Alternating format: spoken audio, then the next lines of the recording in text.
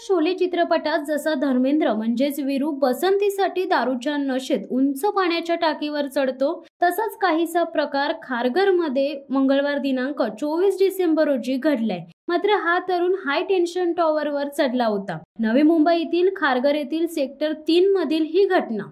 मंगळवारी या अज्ञात तरुणाने हाय टेन्शन इलेक्ट्रिक टॉवरवर चढून 1 तासाचा हाय व्होल्टेज ड्रामा केला. मिळालेल्या माहितीनुसार हा तरुण दारूच्या नशेत होता. पोलीस, अग्निशमन दल आणि वाहतूक पोलिसांच्या जवळपास 1 तासांच्या प्रयत्नानंतर हा तरुण खाली आला. त्यानंतर त्याला पोलीस ठाण्यात नेण्यात आले.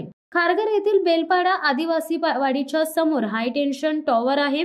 दुपारी 3 वाजण्याच्या सुमारास या तरुणाने हाय टेन्शन लाईनवरून सुमारे 100 फूटवर चढण्यास सुरुवात केली. हे पाहून आजूबाजूला लोकांची मोठी गर्दी जमा झाली.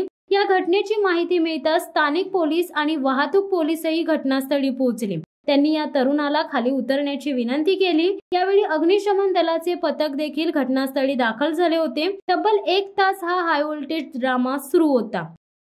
शिवसत्ता टाइम्ससाठी रुशाली शिंदेसह सूरज गरंडे, खारघर. दे धडक बेधडक वृत्त देणाऱ्या आपल्या शिवसत्ता टाइम्स न्यूज चॅनलला लाल बटन दाबून सबस्क्राईब करा आणि बेल आयकॉनला क्लिक करायला विसरू नका.